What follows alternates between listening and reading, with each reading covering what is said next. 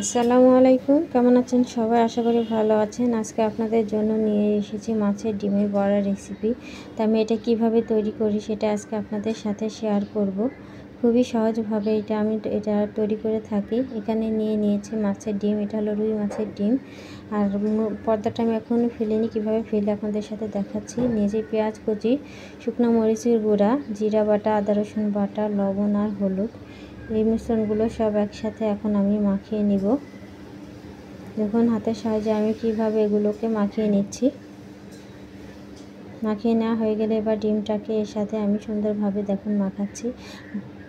মাখানো হয়ে গেলে এর সাথে দেখুন এরকম করে মাখাতে এর পর্দাটা একদম ছেড়ে যাবে। দিয়ে তারপরে এটা পর্দাটাকে উঠিয়ে আমি ফেলে দেবো। তাহলে শুধু ডিমটা আলাদা হয়ে গেল, পর্দাটা ফেলে দিয়েছি। এখন চুলায় চলে যাচ্ছি। চুলায় একটি কড়াই বসিয়ে দিয়েছি তেলটা গরম হয়ে গেলে এবারে হাতের সাহায্যে আমি গোল গোল করে আমি কিছুটা ডিম দিয়ে দিলাম, দিয়ে ঢাকনা দিয়ে ঢেকে দিলাম সিদ্ধ হওয়ার জন্য। দেখুন কতটা ফুলে উঠেছে, আর ডিমের ভিতরটা পুরোটা সিদ্ধ হয়ে যায় ঢাকনা দিয়ে ঢাকার কারণে। আর হাতে পায়েও ছিটে আসে না। মাছের ডিমটা ভাজতে গেলে একটু হাতে পায়ে ছিটে আসে, সেটাও আর হয় না। দেখুন ডিমগুলো কত সুন্দর হয়েছে। এবার উল্টিয়ে সুন্দর করে লাল করে আমি ভেজে নিব।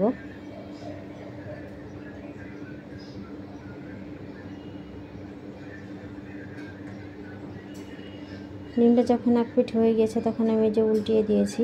উল্টিয়ে দেওয়ার পরে ওই পিঠটা লাল হয়ে আসা পর্যন্ত আমি ভেজে নিচ্ছি। এটা খেতে কিন্তু অসাধারণ হয়, গরম ভাতের সাথে বা শুধু খেতেও এটা অসাধারণ হয়। এটা একটা একটা করে আমি ছাড়িয়ে নিচ্ছি। এরকম করলে এটা ছেড়ে যাবে।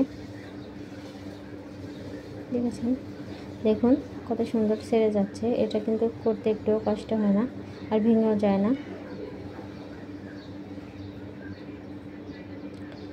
ডিমগুলো পুরোটা ছাড়িয়ে আমি সুন্দর করে ভেজে নিয়েছি। এখন উঠিয়ে নিচ্ছি। উঠিয়ে তারপরে আমি সমস্ত ডিমগুলো ভেজে নিয়েছি। আপনাদেরকে পরিবেশন করে দেখাচ্ছি। দেখুন কতটা সুন্দর ও লোভনীয় হয়েছে। আমার এই রেসিপিটি যদি ভালো লাগে থাকে প্লিজ লাইক, কমেন্ট, শেয়ার ও সাবস্ক্রাইব করতে ভুলবেন না। আর কাজটি যদি করে থাকেন তাহলে অসংখ্য ধন্যবাদ। তাহলে কথা না পারি আজকে এখানেই বিদায় নিচ্ছি।